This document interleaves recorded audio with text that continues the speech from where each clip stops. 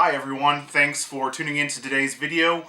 We are going to be discussing two special moves in chess, and those are castling and pawn promotion. Let's take a look. First, we're going to be discussing castling and why it is so important to make your king safe, and this is the most common way to do it, is to make the castle move. If you saw our video on how to open a game of chess, you'll recall that we discussed our opening principles, which is to control the center of the board, to develop our knights and our bishops, our minor pieces, to effective squares that also help control the center of the board, and to make our king safe, and we discussed castling briefly. So we looked at kind of an ideal position for white. We kind of pretended if a player had several moves to open a game of chess and control the center and develop all their pieces, one idea is to control the center of the board by occupying it with pawns and by developing minor pieces to squares that also help control these center squares. And once the minor pieces are developed, we discussed making the king safe, and we talked about castling briefly.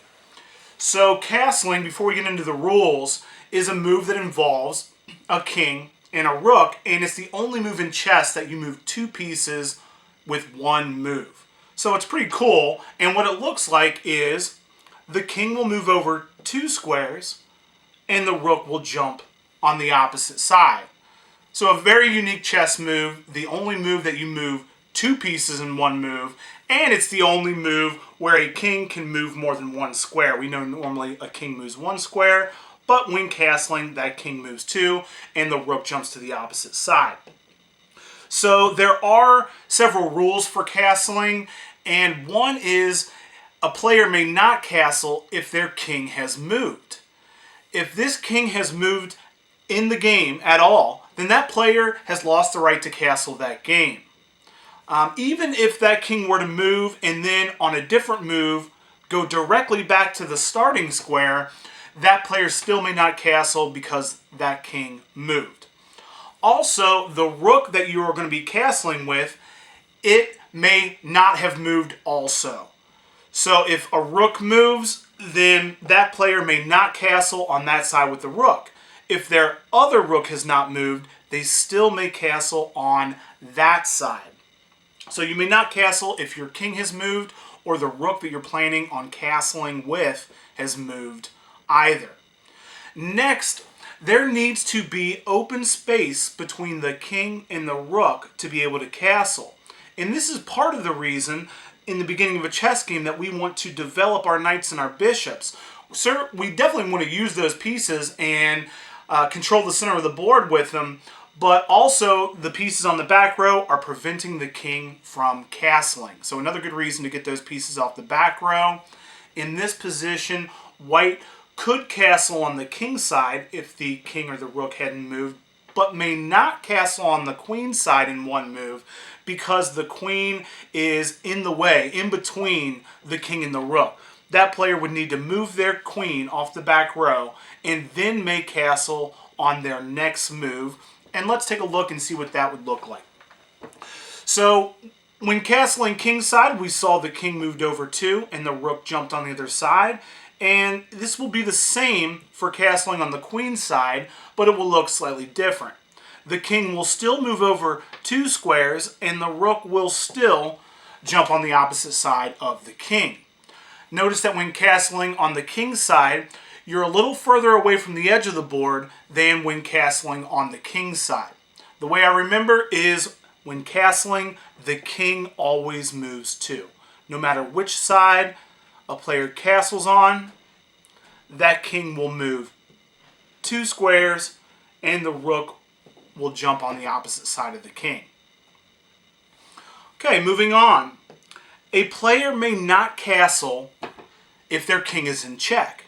If a king is in check, you may not castle to get out of check. You must get out of check by another method, either moving the king somewhere else or blocking or capturing the piece that has you in check. And a king may not end up in check after castling. Lastly, a king may not pass through check on the way to castling. Let's take a look at a few quick examples. In this position, if white has not moved their king or their rook, they may certainly make the castle move. But if it were black's move, and this player moved rook to e8 and put that king in check, the white pieces may not castle in this position because you may not castle to get out of check. If your king is in check, you must get out of check a different way. So white would not be able to castle in this position. They would have to move their king somewhere else to get out of check. And next, let's say we have a position like this.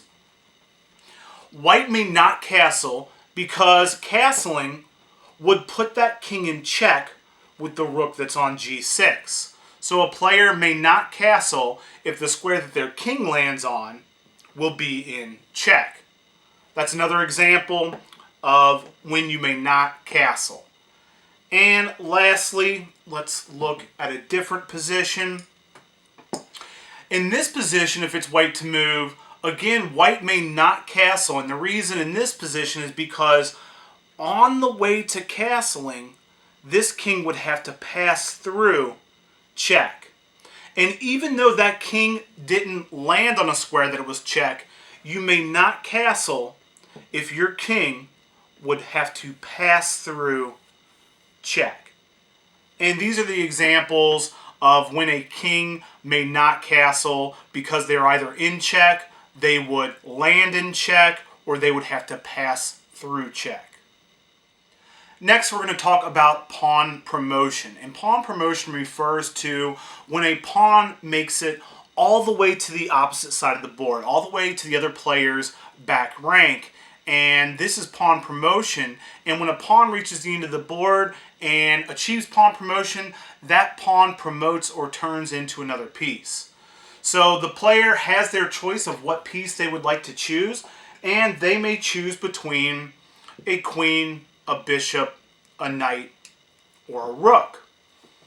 And there are different situations where maybe one of these pieces would be better than another, but for the majority of the positions, I would say 99% of the positions, a player wants to promote that pawn into the most powerful piece on the board, which is a queen. Let's take a look. So when a pawn reaches the end of the board, that player may pick the piece that they would like that pawn to promote to and replace the pawn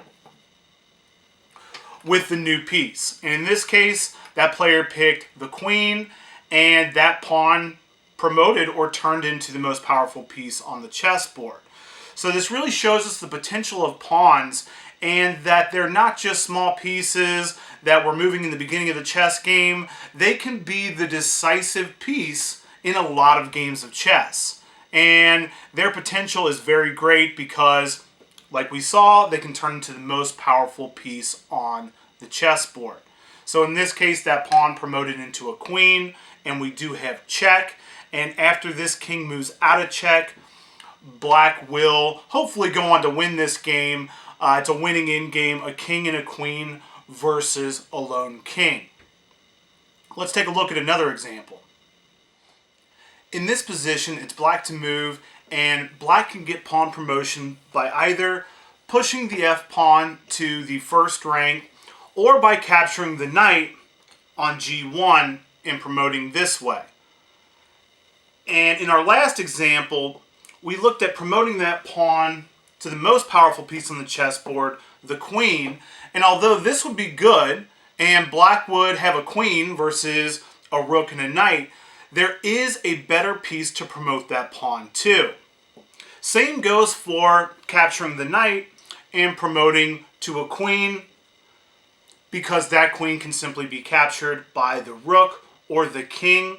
So let's try to find a different piece that black could promote to that would be better than picking a queen. Let's take a look. Pawn to f1, and we have promotion. What piece do you think would be best for black to pick? Feel free to pause your video and take a look.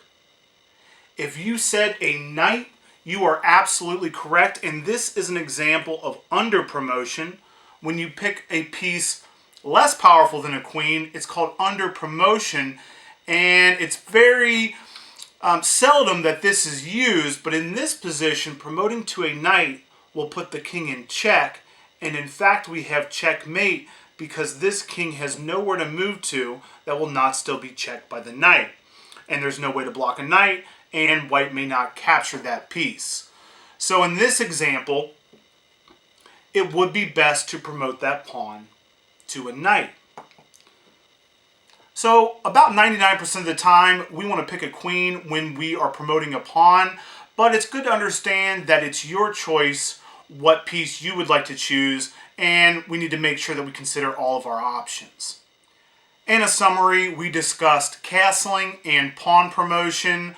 We learned that castling is a great way to make your king safe, and pawn promotion can be a very powerful way, a very decisive way to gain material advantage if a pawn reaches the opposite end of the board. So I hope you found this video on castling and pawn promotion helpful. Please look for other videos at our website, ccpf.org, and we'll see you next time, chess players. Thanks for tuning in.